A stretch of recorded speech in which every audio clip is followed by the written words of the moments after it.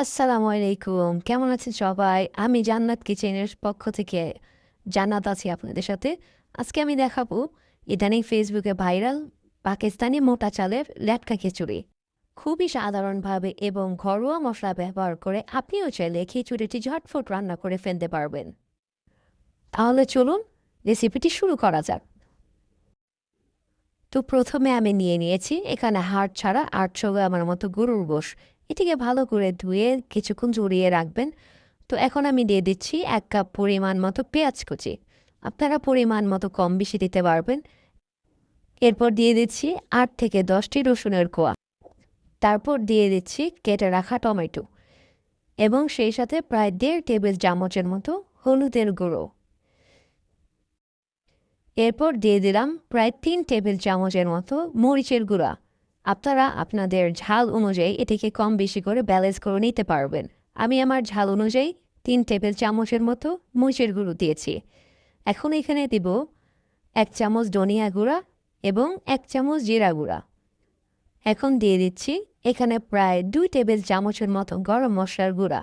আপনারা যদি চান আপনারা হোমমেড গরম মশলা ব্যবহার করতে পারবেন অথবা বাজার থেকে রেডিমেড প্যাকেটের গরম মশলাটা ইউজ করতে পারবেন, এতে কোনো সমস্যা হবে না। এখন দিচ্ছি প্রায় ২ টেবিল চামচের মতো আদা রসুন বাটা এবং সেই সাথে কিছু আস্ত গরম মশলা। এখন দেব স্বাদ অনুযায়ী লবণ।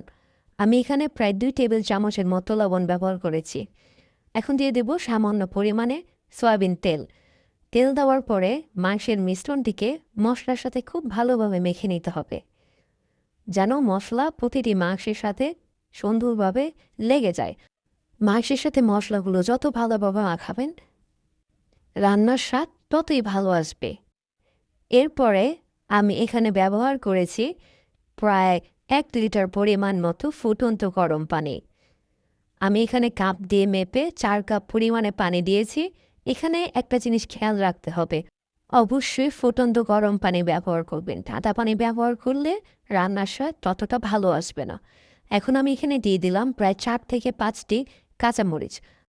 এই পর্যায়ে খুব ভালোভাবে একটু নাড়া দিয়ে নিতে হবে এবং চুলার আঁচ হাই ফ্লেমে রাখতে হবে বলক ওঠার আগ পর্যন্ত।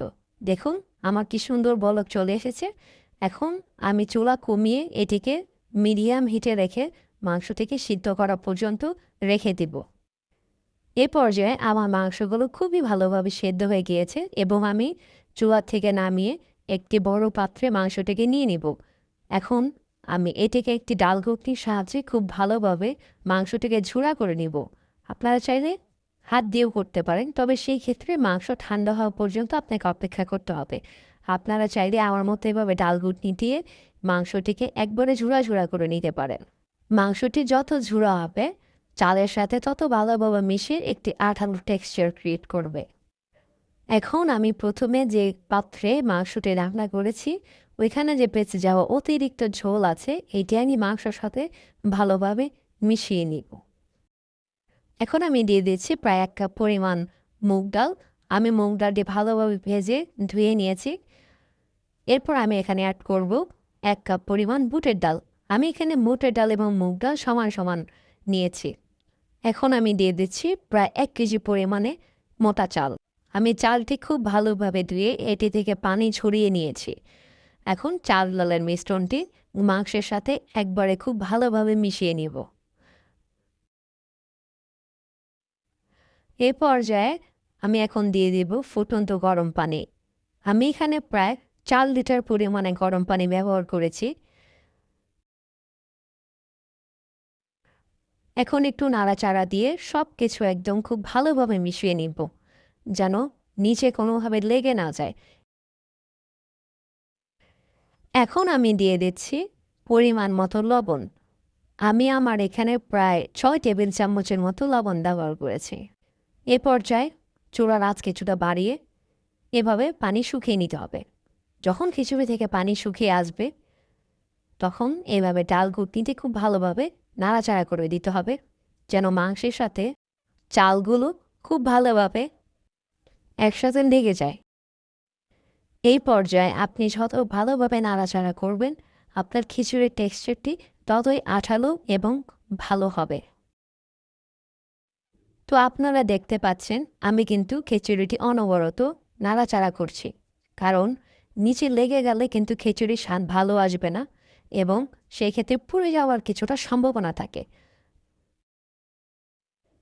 আপনি এই পর্যায়ে যত ভালোভাবে নাড়াচাড়া করবেন আপনার খিচুড়িটি কিন্তু খেতে ততই স্বাদ হবে এবং এর টেক্সচার খুবই আঠালো হবে। আমার খিচুড়িটি মোটামুটি হয়ে গিয়েছে। এখন সবচেয়ে গুরুত্বপূর্ণ যে বিষয় সেটি হচ্ছে বাগার।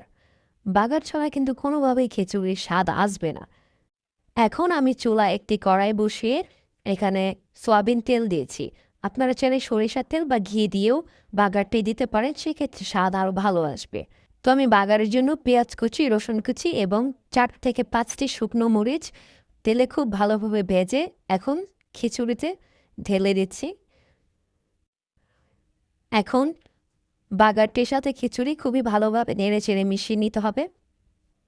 এরপরই আমার খিচুড়ি থেকে খুবই সুন্দর একটি সুগন্ধ বের হয়েছে এবং সেই সাথেই আমার মোটা চালের ল্যাটকা খিচুড়িটি একদম প্রস্তুত। তো আপনারা দেখলেন আমি কত সাধারণভাবে ঘরোয়া মশলা দিয়ে এত সুন্দর একটি রেসিপি বানিয়ে ফেললাম। তো আমার এই রেসিপিটি কেমন লেগেছে সবাই আমাকে কমেন্ট করে জানাবেন এবং ভিডিওটি যদি আপনাদের ভালো লাগে তাহলে অবশ্যই লাইক, কমেন্ট এবং আমার চ্যানেলটিকে সাবস্ক্রাইব করে আমার পাশে থাকবেন। ধন্যবাদ। দেখা হবে আবারও এমন কোনো রেসিপি নিয়ে। ততক্ষণ পর্যন্ত সবাই ভালো থাকবেন, সুস্থ থাকবেন। আসসালামু আলাইকুম।